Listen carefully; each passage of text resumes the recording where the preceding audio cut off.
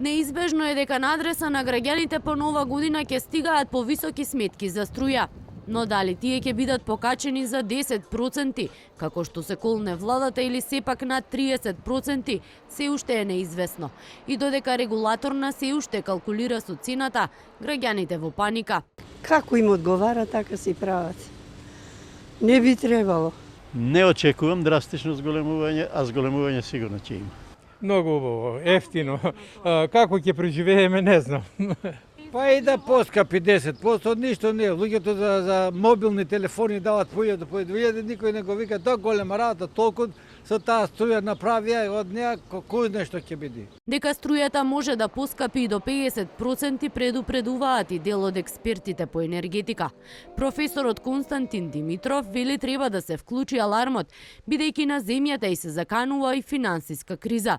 Според него виси и прашањето за тоа колку електрична енергија ќе успее земјава да произведе следната година, но и колку ЕСМ ќе успее да испорача 100% кон универзалниот снабдувач.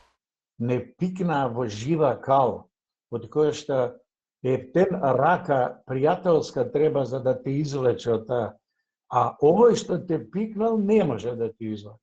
Најреално, минимум 50% би била некоја реална цена која што треба да го удри, да не удри по глава, по грб, по джеб, новата цена.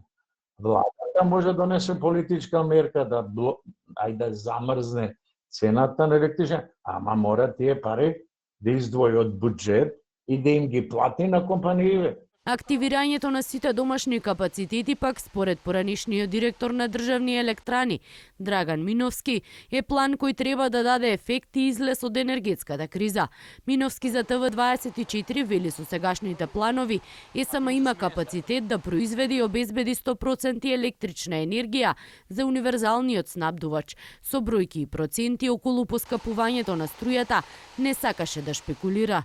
Во однос на цената не би сакал да шпекулирам со бројки. Сметам дека регулаторна ќе донесе одлука која ќе биде и во корист на компаниите и во корист на граѓаните и нема да предизвика ценовни шокови. Со сите активности кои досега се направија, ако се има конкретен план, а верувам имаат, се ставаат во функција сите капацитети. Не гледам причина зошто не би испорачала ЕСМ 100% кон универзалниот снабдувач. Во моментов во РЕК Битола струја произведуваат двата блока.